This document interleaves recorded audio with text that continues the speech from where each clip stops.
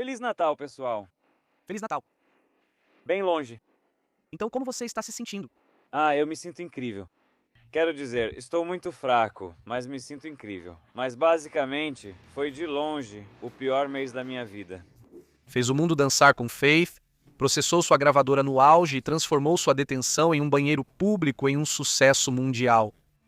George Michael não era apenas um ícone pop. Ele era uma contradição ambulante, ousado e reservado, fragilizado e brilhante, envolvido em escândalos e adorado. Você talvez não saiba que trabalho incomum George Michael já fez em que precisou se esconder atrás de uma coluna por estar nervoso demais para falar. Deixe seu palpite nos comentários e revelaremos a resposta mais tarde no vídeo. Acompanhe histórias de cartas secretas, rivalidades entre superestrelas, milhões doados anonimamente e o rebelde de coração bondoso por trás dos famosos óculos escuros. Para entender o homem por trás da lenda, precisamos voltar ao início, porque os primeiros anos de George guardava detalhes discretos e momentos decisivos que mudaram tudo. A lesão na cabeça que deu início a uma lenda. O norte de Londres era tranquilo naquela época. O chiado dos discos de vinil vinha das janelas do andar de cima, crianças pedalavam bicicletas pelas ruas suburbanas e as mercearias de esquina sabiam seu nome. No meio de tudo isso estava um garoto chamado Geórgios, nascido em 1963, filho de um pai greco-cipriota e de uma mãe inglesa. Ele cresceu em Kingsbury e depois se mudou com a família para Hadlet, um garoto tímido, gordinho, de óculos e com um sonho secreto só seu. A vida em casa era acolhedora, mas tradicional. Seu pai, Jack, gerenciava um restaurante e duvidava dos sonhos do filho, já a sua mãe, Leslie, ex-dançarina, estimulava o lado criativo de George. Aos 8 anos, George já havia decidido silenciosamente que queria ser músico. Ao achar um antigo gramofone na garagem, escreveu sua primeira música aos 6 anos, mas não contou a ninguém. Na escola, ele era tímido e gordinho. Depois, ele se descreveu como garoto gordo de óculos, mas ele guardava um fogo secreto. A música se tornou sua fuga, sua identidade e sua rebelião. Houve uma virada. Aos 8 anos, George teve uma lesão na cabeça que precisou de pontos. Depois, ele disse brincando que aquilo fez a música entrar nele. Se foi destino ou coincidência, a partir de então, sua paixão pela melodia só se intensificou. Na adolescência, ele lavava pratos no restaurante do pai e fazia bicos, incluindo um papel inesquecível como DJ na lanchonete Bel Air em Bushey. Nervoso demais para falar, ele anunciava as músicas atrás de uma pilastra com as mãos suadas e a voz trêmula. Aquela pequena cabine suada se tornou seu primeiro palco e a origem irônica de um homem que mais tarde se apresentaria para milhões. Tudo mudou quando ele conheceu Andrew Ridgeley na Bushey Mid School. Andrew viu em George algo em que o próprio George mal acreditava. A amizade deles não mudou apenas os dias de escola dele. Foi a faísca que acendeu um fenômeno. Ainda assim, sonhos de pátio de escola e gramofones de garagem eram só o começo. A verdadeira tempestade ainda estava por vir, e quando chegasse, abalaria a música pop em sua essência. A ascensão, o processo e a jaqueta de couro. No início dos anos 80, George Michael deixou de ser o garoto tímido escondido atrás de um pilar na lanchonete e passou a se apresentar nos grandes palcos da música pop. O Wham! Explodiu com uma confiança vibrante e refrões irresistíveis, mas foi a voz de George, suas composições e uma profundidade latente que impulsionaram silenciosamente a ascensão da dupla. Por trás dos vídeos chamativos e do charme irreverente, ele já queria dizer mais. Ser mais. Quando Faith foi lançado em 1987, isso o catapultou de galã do pop a ícone global. A jaqueta de couro, a barba por fazer, a atitude, tudo isso exalava confiança. Mas por dentro, George já estava lutando. O holofote o empolgava e sufocava na mesma medida. Ele confessou depois que estava infeliz e não quer sentir isso novamente. A máquina de sucessos que ele criou começava a parecer uma armadilha. Então, em uma atitude que ninguém esperava, George se afastou da própria imagem. Para Listen Without Prejudice, Volume 1 de 1990, ele se recusou a aparecer em videoclipes ou até mesmo na capa do álbum.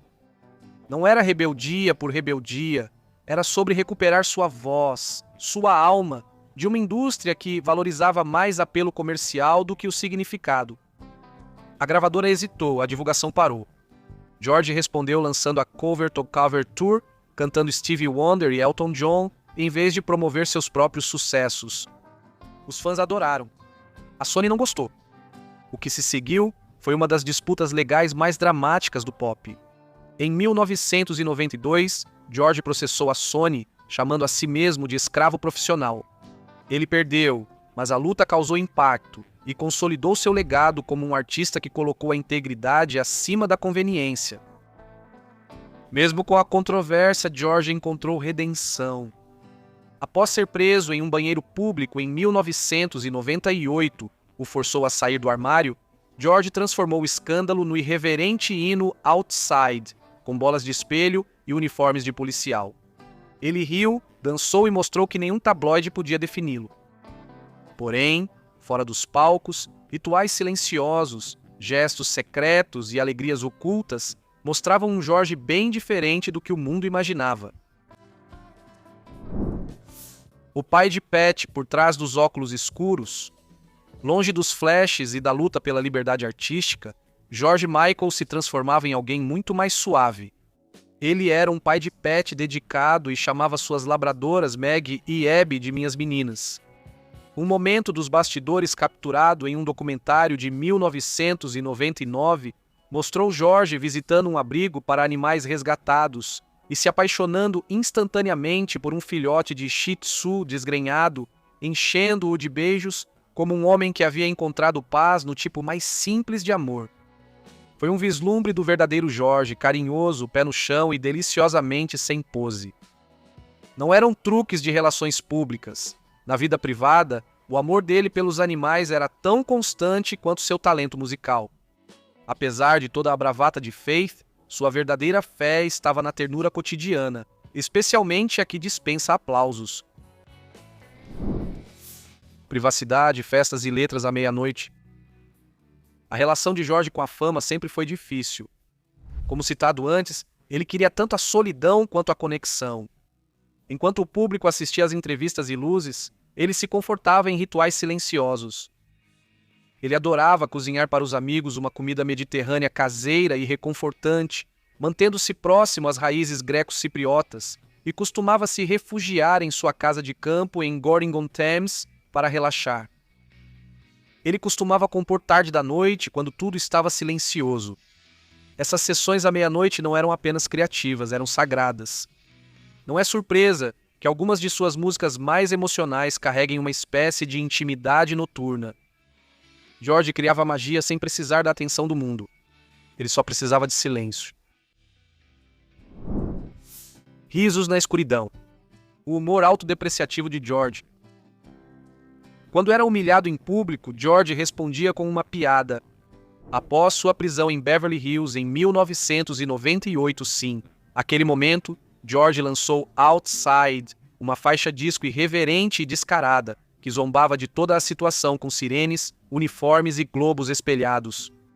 Ele até brincou que a pior parte não foi ser pego, mas ser pego sem camisa e gordo. Esse humor irreverente não foi isolado.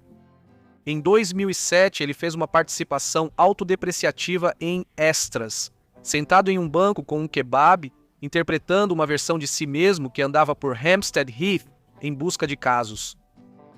Em outro sketch com James Corden, ele zombou de suas prisões por drogas. George sabia o valor de não se levar tão a sério, mesmo quando os tabloides faziam isso. O doador secreto. Por trás do sarcasmo e da fama, havia um homem que mudava vidas em silêncio. George Michael não apenas doava, ele doava em silêncio. Ele doou todos os royalties de Jesus to a Child para a instituição de caridade de apoio a crianças. Jesus to a Child, uma música escrita para Anselmo Falepa, seu primeiro amor, como veremos em mais detalhes mais adiante. Ele também doou todo o lucro de Don't Let the Sun Go Down on Me para instituições de caridade focadas em HIV, AIDS e crianças. Milhões foram doados, mas nenhum jornal estampou isso nas manchetes na época. E isso não foi tudo. George, certa vez, deu 5.000 libras de gorjeta a uma estudante de enfermagem para ajudá-la com dívidas. Outra vez, ele ouviu uma mulher no Topa ou Não Topa falando sobre a necessidade de fertilização in vitro e enviou anonimamente 15 mil libras para ela. Ele se voluntariava anonimamente todo Natal em um abrigo para pessoas em situação de rua, lavando pratos, servindo refeições e pedindo aos colegas para não revelar sua identidade. Essas não eram ações de relações públicas. Eram gestos pessoais de compaixão de alguém que sabia o que era sofrer em silêncio. O homem, não o mito. O que destaca no estilo de vida de George não é a riqueza, mas suas ações sem ostentação. Ele não ligava para iates ou tapetes vermelhos. Seus momentos favoritos eram refeições com amigos, abraçar seus cachorros ou surpreender desconhecidos com atos de bondade. O homem que processou uma gravadora e teve turnês esgotadas voltava para casa e, em silêncio, preparava o jantar ou escrevia letras sozinho no jardim. Ele vivia com contradições, deus do pop e alma reservada, brincalhão e enlutado, recluso e rebelde, e de alguma forma todos esses lados faziam sentido juntos. No entanto, por trás das risadas e das sessões de culinária madrugada adentro, havia um homem cujas histórias mais profundas estavam escritas nos relacionamentos que construiu e naqueles que perdeu. O segura-vela que formou uma família. De romances arrebatadores a amizades para a vida toda, os relacionamentos de George Michael eram ricos em emoção, complexidade e momentos que moldaram sua alma e suas músicas. Anselmo Felepa foi seu primeiro grande amor, um designer brasileiro que ele conheceu em 1991. O relacionamento deles foi curto, mas impactante. Quando Anselmo morreu de uma doença relacionada à AIDS apenas 2 anos depois, George ficou devastado. Como dito antes, o luto inspirou Jesus to a Child, uma tocante homenagem. Foi também quando ele se assumiu para os pais. Não pessoalmente, mas por uma carta comovente escrita após a morte de Anselmo. Seus pais responderam não com choque, mas com amor. Eles estavam mais preocupados com a perda que ele havia sofrido do que com a revelação. Foi agridoce. O luto levou à honestidade, e a honestidade levou à cura. Depois veio Kenny Goss, parceiro por mais de uma década. O relacionamento foi alegre às vezes e tenso em outras, com lutas contra o vício e distanciamento emocional. Ainda assim, George frequentemente dizia que Kenny lhe trouxe tanto alegria quanto dor, um reflexo de quão profunda era a ligação entre eles. E em seus últimos anos, ele estava com Fadi Fawaz, cuja presença no momento da morte de George gerou tensões póstumas com a família. Nem todos os seus relacionamentos eram românticos. Suas amizades mostravam o mesmo calor humano. Quando Gary Halliwell deixou as Spice Girls em 1998, foi George quem a levou para Saint-Tropez para se esconder do caos. O que seria um fim de semana virou um verão de cura. Há também a história de Shirley Holloman. George foi de vela no primeiro encontro dela com Martin Kemp. Aquele momento de segurar vela acabou em casamento, e George se tornou padrinho dos filhos deles. Mas não foram apenas aqueles próximos a ele que sentiram seu impacto. A forma como ele usou sua fortuna dizia tanto sobre seu coração quanto para quem ele a deu. A fortuna que ainda canta. O patrimônio líquido de George Michael na época de sua morte, em 2016, foi estimado em 200 milhões. Sua riqueza veio de uma carreira musical prolífica, incluindo mais de 120 milhões de discos vendidos no mundo todo, com seu álbum solo de estreia, Faith, vendendo mais de 25 milhões de cópias sozinho. Seu espólio continua gerando uma renda substancial, com relatos indicando que sua empresa, Nobis Hobbies Holding Limited, faturou mais de 30 milhões de libras nos últimos 2 anos. Notavelmente, 3,5 milhões de libras vieram dos royalties de Last Christmas, que liderou as paradas do Reino Unido em 2023, e 91.559 libras foram arrecadadas com um documentário da Netflix que celebrava o 40º aniversário do Wham! Apesar do sucesso financeiro, há preocupações sobre a administração do espólio. Após sua morte, George deixou sua fortuna de 97,6 milhões de libras principalmente para suas irmãs Iota e Melanie Panayotou, Após a morte de Melanie em 2019, surgiram perguntas sobre o paradeiro de uma parte significativa da herança, já que seu testamento supostamente contabilizava apenas 6,2 milhões. No entanto, além dos números, a verdadeira essência do legado de George Michael se reflete em como ele escolheu viver e doar. As casas que guardaram sua alma. Das casas tranquilas às mansões luxuosas em Londres, as escolhas imobiliárias de George Michael priorizavam o refúgio, não a ostentação. Sua propriedade mais pessoal era o Mill Cottage em Goring-on-Thames, um retiro do século XVI à beira do rio, onde passava fins de semana e natais, muitas vezes com amigos ou sozinho. Foi aqui que George faleceu no dia de Natal de 2016, um final profundamente simbólico no exato lugar que ele chamava de seu santuário. A casa da piscina, que ele mostrou com orgulho para a Oprah em 2004, agora está listada no Airbnb, oferecendo aos fãs a chance de literalmente entrar em seu mundo. Depois havia sua base em Londres, Five The Grove, em Highgate, comprada em 2002 por 7,65 milhões de libras, a casa geminada tombada como patrimônio histórico de grau, 2 refletia o charme do velho mundo e privacidade atrás de altos muros de tijolos. Após sua morte, a propriedade entrou em decadência, mas sua irmã Yoda supervisionou reformas polêmicas, que geraram protestos dos vizinhos pelas árvores históricas e propostas de segurança. Para os moradores locais, isso representou uma grande mudança em relação ao George que conheciam, que já financiou a feira de Natal e fazia trabalho voluntário anonimamente em abrigos, tornando-se mais distante e reservado. Do outro lado do Atlântico, seu refúgio californiano em Santa Bárbara era puro luxo arquitetônico. 2,3 hectares de serenidade à beira do penhasco, com terraços que contornam a casa e um design inspirado em Frank Lloyd Wright. Serviu como um refúgio criativo durante a produção de Listen Without Prejudice e Older, oferecendo isolamento quando a fama se tornou demais. Ainda assim, a relação de George com suas casas refletia mais do que apenas gosto. Elas espelhavam sua jornada de astro pop à alma reservada, do espetáculo ao refúgio. Cada parede tinha uma história e cada refúgio permitia que ele fosse ele mesmo.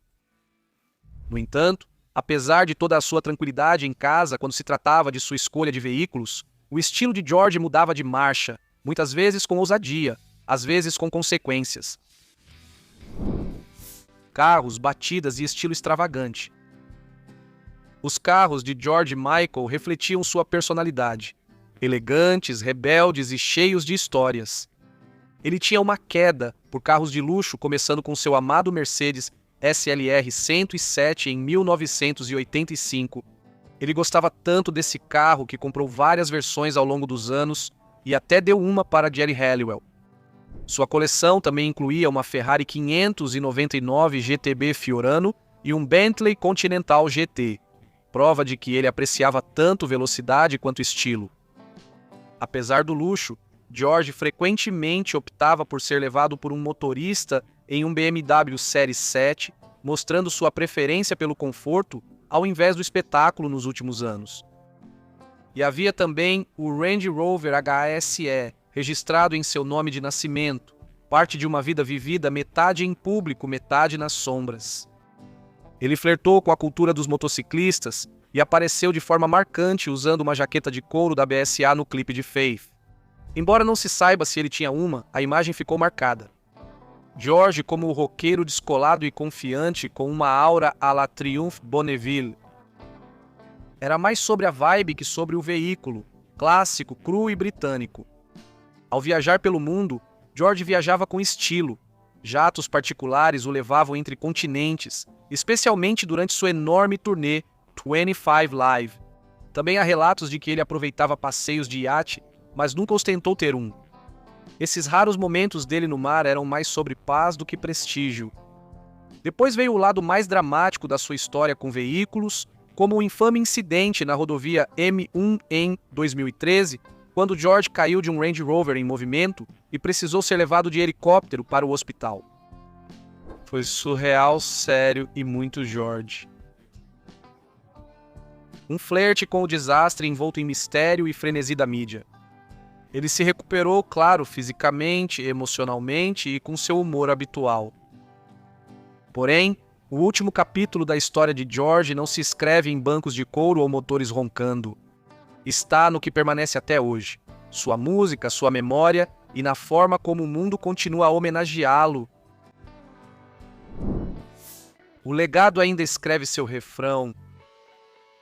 Embora George Michael tenha falecido no dia de Natal de 2016, sua presença não desapareceu, ela evoluiu. Nos últimos anos, sua música teve um forte ressurgimento. Last Christmas finalmente alcançou o primeiro lugar no Natal do Reino Unido, tanto em 2023 quanto em 2024, quase 4 décadas após seu lançamento. Seu espólio continua gerando milhões, incluindo 3,5 milhões de libras em royalties e até lucros com o Wham! Documentário da Netflix, turnês tributo como a vida e a música de George Michael continuam lotando os locais, e em 2023 ele foi incluído póstumamente no Hall da Fama do Rock and Roll, uma homenagem há muito esperada.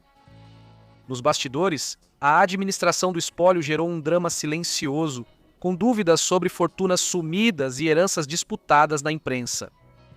Mesmo assim, seu verdadeiro legado não está nas paradas nem nas controvérsias, mas na generosidade silenciosa, no humor autodepreciativo e na arte pessoal que deixou.